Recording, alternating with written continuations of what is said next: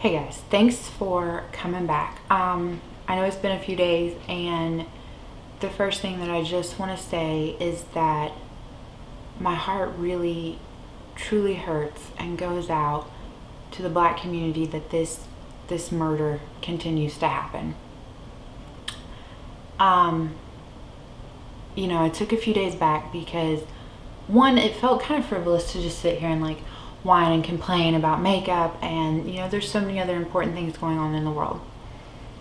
Two, I really wanted to take that time not only so that the voices that needed to be heard could be heard, but so that I myself could take a step back, not in the sense of like I'm being silent, but take a step back and just really listen to what the voices are saying and asking for, and trying to reflect and introspect and take these days to begin the process of that, which is obviously going to take longer than like 5 or 6 days, but also begin the process of like educating myself. So that's kind of like where we're at. I really want to make it a point to no longer be silent. I am one of those people who always thought like, yeah, I can be caring and compassionate, and I don't judge anyone based on the color of their skin or anything like that. Like, I'm not a racist. So like every time events like this have happened in the past, I've just sat there in silence like, well, I'm not a racist. I didn't do it. Like, what can I do to help? And I realize now that sitting there in that silence was just as bad. So, and if you haven't come to that realization yet, then I really truly hope that you get there. The best way that I can put it to you, so I'm a nurse. If I see someone commit some type of abuse, neglect, medication error, like whatever, the list goes on and on. If I see some type of shady behavior going on that another nurse does, and I don't report anything, I'm just as guilty as the person actually doing it. So I don't know why it has taken me this long to apply that to the rest of my life. That's exactly what this is. You're guilty by association if you just sit there in silence. So things that I want to do that maybe you haven't thought of, maybe this will be good for you to hear. I want to support more Black-owned beauty businesses. That is one way that I can directly impact things. Put your money where your mouth is, right? Isn't that the expression? So I want to support more of those. I also want to support more indie companies and Black-owned indie companies. I want to also still continue to support brands that are inclusive. So we've all heard this time and time again, but it's one of the easiest things to bring up. Like when a foundation line launches, I want you to have those 40 to 50 shades and not have like 35 of them be some like variation of white. It needs to be inclusive. No, I don't think that you should release an unfinished shade line. And so I don't want to continue to support brands like that.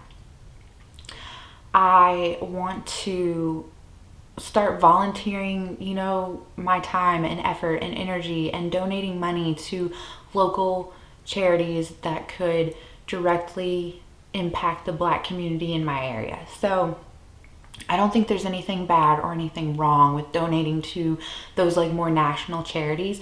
It's just, I feel like in times like this, they probably get a lot of donations, and I don't have anything against them. But I would just, there's a lot of, organizations in my local area, in the DC area, that could greatly help the Black community, and that's how I choose to donate.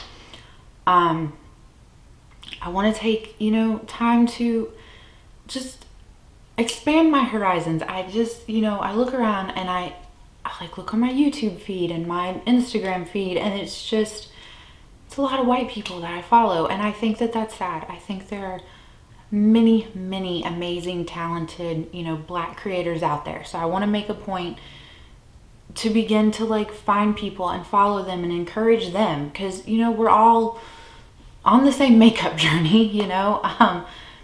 I think that is a good thing. I want to highlight Black authors and Black just artists in general, that we should be appreciating their work and the things that they've done to shape whatever genre.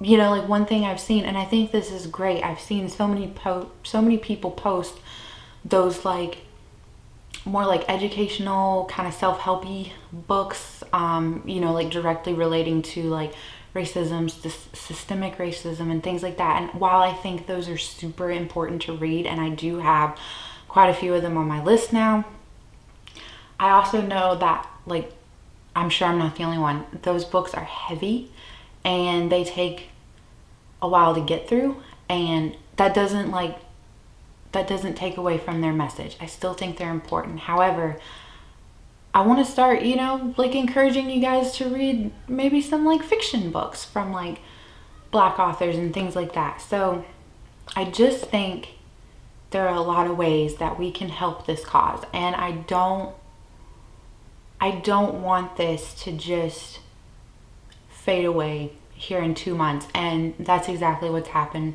all the other times. When it's trendy and cool, we're all a part of it and doing the thing, and then a few months go by and it's like, what? So I really don't want that to happen. I think that the protesting is good. The peaceful protesting, which I'm just gonna say, I really think that the people who do want a change are the ones out there doing the peaceful protesting. And I feel really bad that you have the riot, like it's a separate group. There's the protesters and the rioters, so they're not the same. But you have the rioters coming in and really, taking away from their message, like the people protesting. And I think that is so sad.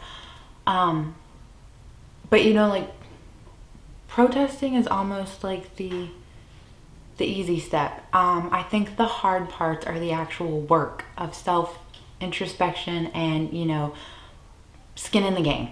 So I'm sorry if this like seems kind of jumbled. I have sat down and tried to film this so many times, and it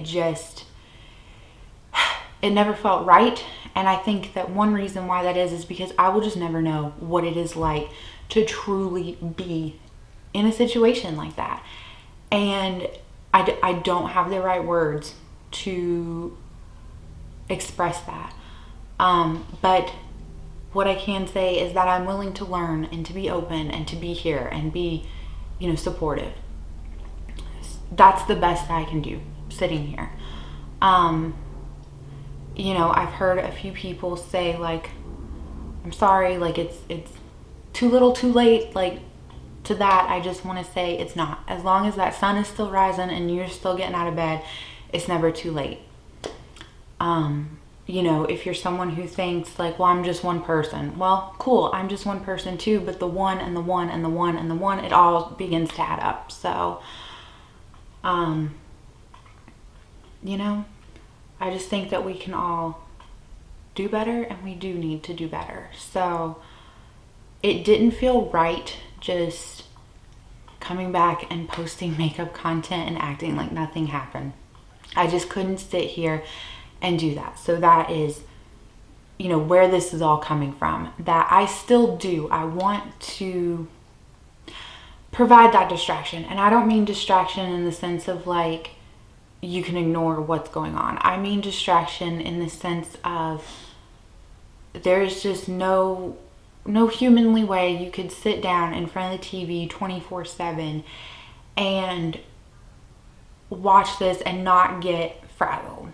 Like, everyone needs to have that moment to take a step back and breathe. And because this is it's very hard times, very heavy subject.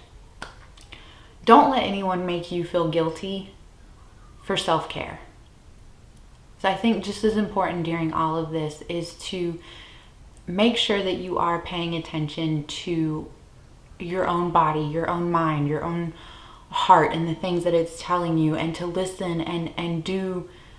If it gets to be too much, take a step back. It's okay.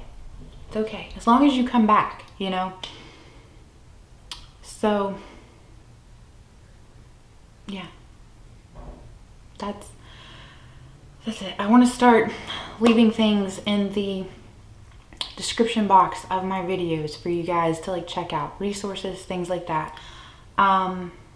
There's no appropriate way to end this, and I'm probably gonna edit this back and think of 1,000,002 things that I could have said either better or differently or added. And you know, if that happens, I will write out a comment down below. But I do really hope that we all do take this as a sign of things need to change. So that's what I'm gonna leave you guys with. And yeah, I will catch you in the next one. Okay, bye.